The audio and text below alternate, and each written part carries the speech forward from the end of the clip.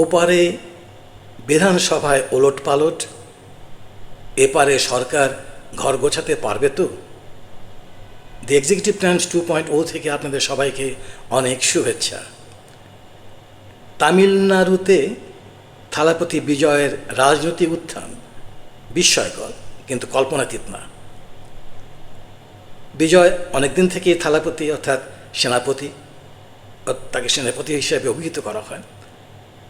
তার অভিনয় শৈলী অত্যন্ত শক্তিশালী এবং তার ব্যবহার মানুষের মন জয় করেছে।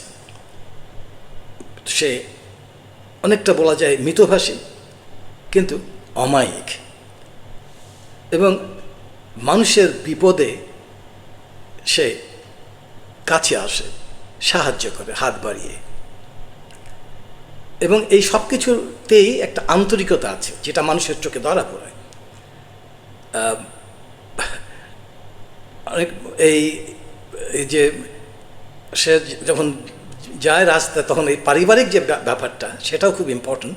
তার স্ত্রীকে হাত ধরে নিয়ে যায়, যেটা আমরা তারেক রহমানকেও দেখেছি এই ব্যাপারে, মানে স্ত্রীকে হাত ধরে নিয়ে যাচ্ছে। তারেক রহমানের বেশি সুবিধা হলো তার প্রায় সব মিডিয়ায় বিএনপির, এবং তারা সবসময় প্রায় সময় প্রচার চালিয়ে যাচ্ছে। অনেক কার্ড প্রবর্তন করেছে তারেক রহমান, মানুষের সঙ্গে হেসে হেসে কথা বলছে, সব ঠিক আছে। কিন্তু একটা জিনিস মনে রাখতে হবে যে এগুলো দিয়ে মানুষকে আকৃষ্ট করা যায় সাময়িকভাবে, মানুষের হৃদয়ে স্থান পাওয়া একটু কঠিন কাজ। এটা ওই যে ইনফ্যাচুয়েশন এবং লাভের মধ্যে যে ব্যাপারটা রয়েছে, যে পার্থক্য, ঠিক তেমনি। এখন তারেক রহমানের ব্যাপারে একটু পরে আসি, কিন্তু তার আগে আমরা এই যে পশ্চিম বাংলায় যে ব্যাপারটি ঘটেছে এটা নিয়ে একটু আলোচনা করি। এটা নিয়ে অনেক আলোচনা হয়েছে বাংলাদেশে হচ্ছে, এবং ওখানে তো আছেন যারা বিদগ্ধ সমালোচক আছেন, তারাই অনেক আলোচনা করেছেন। হিন্দুস্তান টাইমস এবং আর অন্যান্য পত্রিকাদের যে খবর আমরা পাই সেখান থেকে দেখেছি কতগুলো জিনিস তারা ফ্যাক্টর তারা অ্যানালিসিস করেছেন, সেটা বলেছেন এগুলো কারণে হয়েছে। যেমন মানে মমতা ব্যানার্জির ওই যে সমস্ত নাগরিকত্ব ব্যাপারে যে কিছু আইন করেছে, সিএএ, এনআরসি, তারপর এসআইআর, এগুলোতে প্রায় অনেক ক্ষতি করেছে তারা বলেছে। এবং এটা অবশ্যই তৃণমূল কংগ্রেসেরও কথা, এবং প্রায় 90 লক্ষ তার একটু উপরে ভোটার তালিকা থেকে তার নাম বাদ গেছে, এবং এরা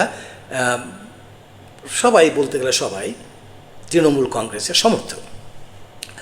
এছাড়াও যে বিষয়গুলো তারা আলোচনা করছে, এটা খুব মুখ্য বিষয়, সেটি হচ্ছে মমতা ব্যানার্জির সময় স্বজনপ্রীতি, দুর্নীতি এগুলো প্রচুরভাবে চাড়া দেয়, এবং বিশেষ করে তার ভাতিজা অভিষেক ব্যানার্জি তার স্বেচ্ছাচারিতা, এটা মানুষকে অনেক দূরে ঠেলে দেয়। মমতা ব্যানার্জি এগুলো, তিনি একজন অনেক বর্ষীয়ান নেত্রী, তিনি অভিজ্ঞ নেত্রী, কিন্তু তিনি কেন যেন এটা বুঝতে পারেন, এবং না বোঝার অবশ্য আমরা কারণ জানি। যখন কোনো নেতা বা নেত্রী চাটুকার দ্বারা পরিবেশিত হয়, তখন সত্যিকার যে কী ঘটছে সাধারণ মানুষের মনে, সমাজে, এগুলো সে জানতে পারে না, যেতে চায় না। আমরা কিন্তু এইরকম কিছুটা লক্ষণ দেখছি এই তারেক রহমানের ব্যাপারেও। তারেক রহমান নিজে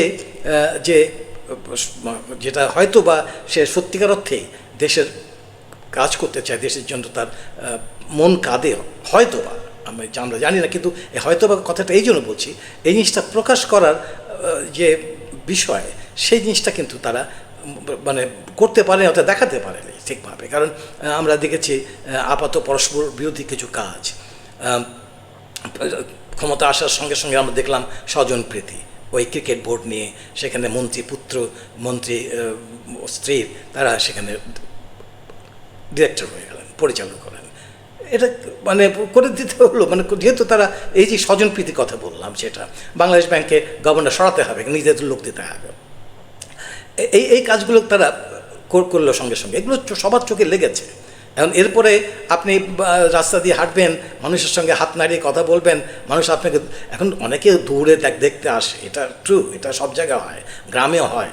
আমি একসময় নাটক লিখতাম, মানুষজন কী করে জানি না, আমার গ্রামের লোকগুলো জানতে পারে আমি গ্রামে গিয়েছি ওখানটায়, তো তখন দেখি অনেক লোক আমাকে ঘিরে ধরছে, বলে মানে তারপর আমি বুঝতে পারলাম না কী ব্যাপার। আমি বললাম যে হঠাৎ করে আমি একদম বিখ্যাত হয়ে গেলাম। অর্থাৎ মানুষ যখন একজন সম্পর্কে শোনে তখন তাকে দেখার জন্য তাদের আগ্রহ বাড়ে। আর তাছাড়া একটা দেশের সরকার প্রধান, সেটা তো বিশাল ব্যাপার, তাকে তো মানুষ এমনিতেই দেখতে আসবে। আমার মনে আছে আইয়ুব খানকে দেখার জন্য যখন রাজশাহীতে আইয়ুব খান আসে বক্তৃতা দেয়, সমস্ত মানে অসংখ্য মানুষ ভিড় করেছিল সেখানটায়, মানে লোকারণ্য, বোঝার উপায় ছিল না যে একটা স্বৈরাচারকে মানুষ এত ভালোবাসে। বা এটা ভালোবাসা, আমি যে বললাম ইনফ্যাচুয়েশন আর ভালোবাসার মধ্যে তফাৎটা, ওই যে একটা আকর্ষণ, সেই আকর্ষণে ছুটে আসে, এটা প্রকৃত অর্থে ভালোবাসা না। যাই হোক, তো এখন এই জিনিসগুলো আমরা দেখছি, মানে আমরা করি কি যে আমরা ভুল করি, ভুল থেকে শিখি। কিন্তু দুঃখের কথা হলো যে শিখেও কিন্তু আবার পরে ভুল করি। ওই যে মানে অনেকটা রবীন্দ্রনাথের পোস্টমাস্টার গল্পের রতনের চরিত্রের মতো আর কি, এই জিনিসটা আমাদের হয়। এখন এই যে সরকার আসলো এখানটায় পশ্চিমবাংলায় বিজেপি, তো এই বিজেপি সরকার এখন শুভেন্দু অধিকারী তো আগে থেকে বলেছে, অনেক কথা বলেছে, এগুলো অনেক সময় রেটরিক হয়, এগুলোকে ওইভাবে আমরা ধরবো না, অত মূল্য দেব না। এবং রাষ্ট্র হিসেবে বাংলাদেশ কখনোই এই যে একটা রাজ্যে যে লোকসভায় কী হচ্ছে না হচ্ছে এগুলো নিয়ে মাথা ব্যথা দেখার কারণে কিন্তু কতগুলো ব্যাপার হয়তো হবে।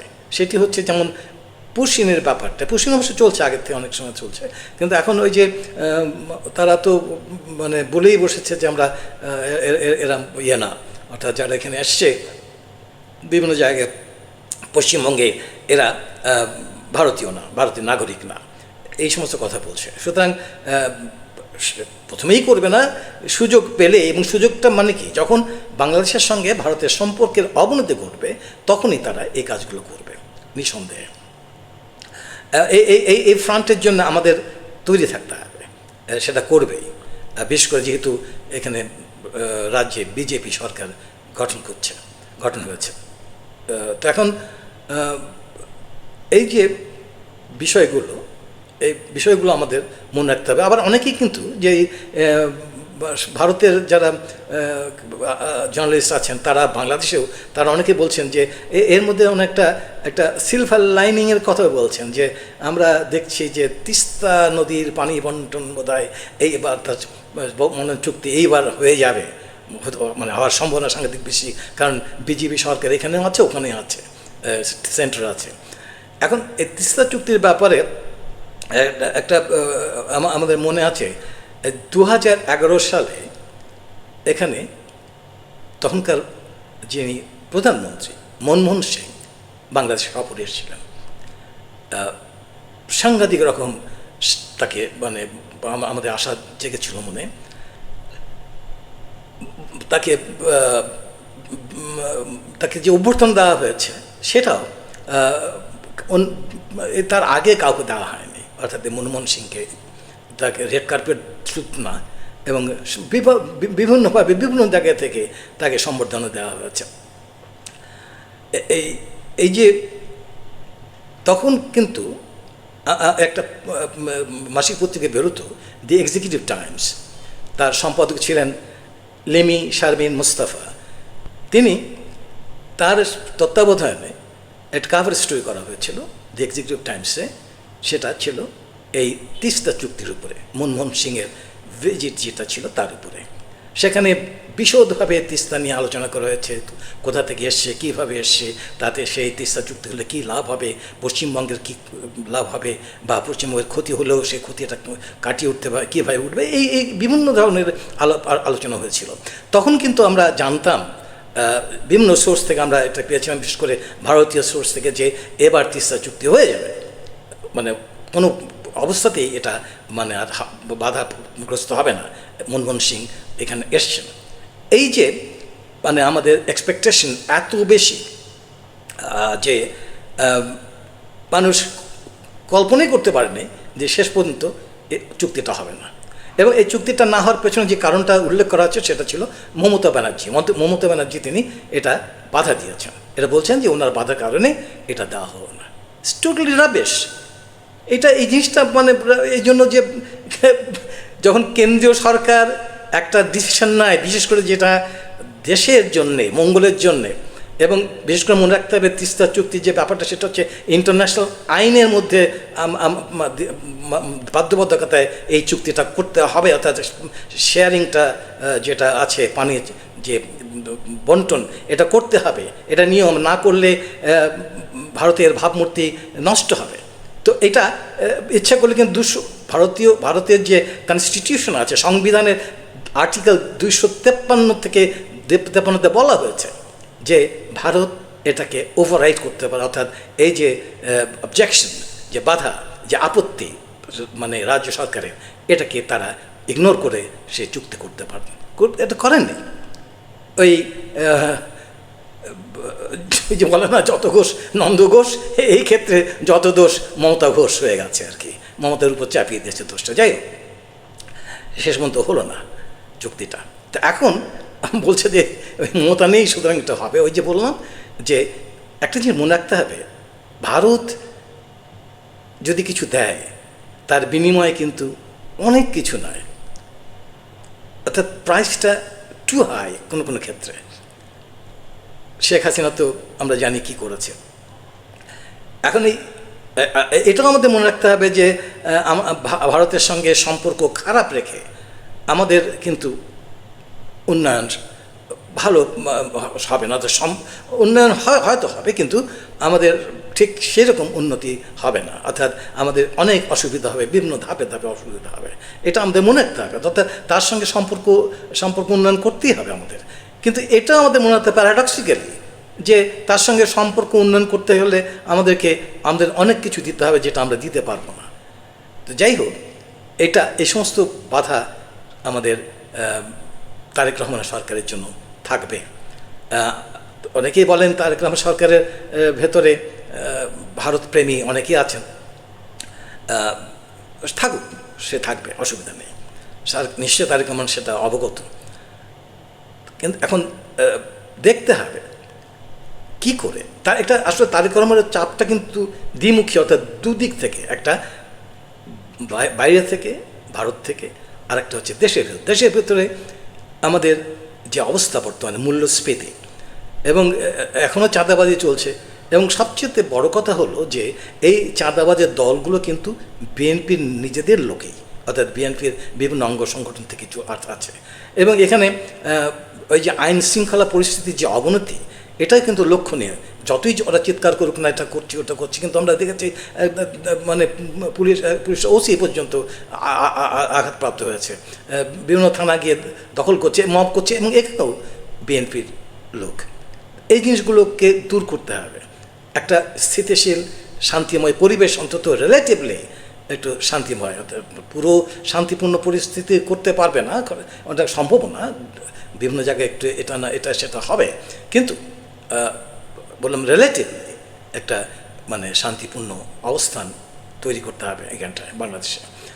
এবং মূল্যস্ফীতি এটা যে ঊর্ধ্বগতি, এটাকে টেনে ধরতে হবে। টেনে ধরার জন্য যে ব্যাপারটি আছে সে ব্যাপারেও তো একটা সমস্যা, বেশ সমস্যা রয়ে গেছে সেখানে।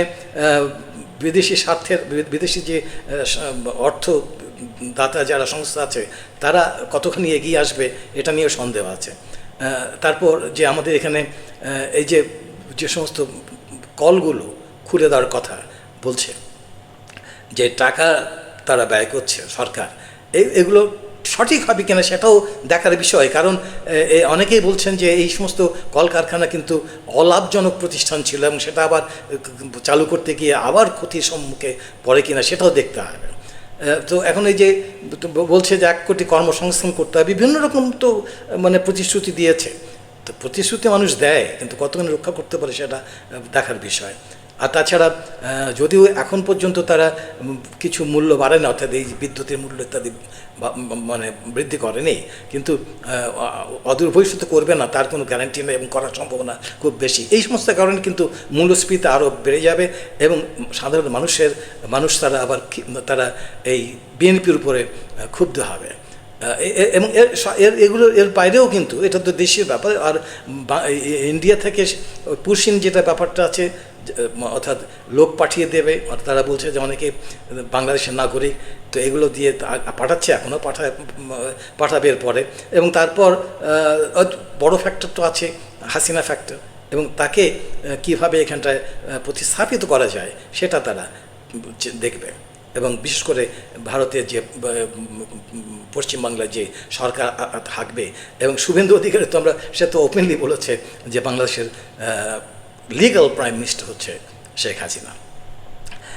এখন দেখার বিষয় যে তারেক রহমান এই যে অভ্যন্তরীণ যে সমস্যার কথা বলা হলো এবং বাইরে বিশেষ করে ভারতের সঙ্গে সম্পর্কের ক্ষেত্রে কী ব্যবস্থা নেয় এবং কিভাবে দেশকে সামনের দিকে এগিয়ে নিয়ে যায়, সেটাই আমাদের দেখার বিষয়। আবারও দেখা হবে।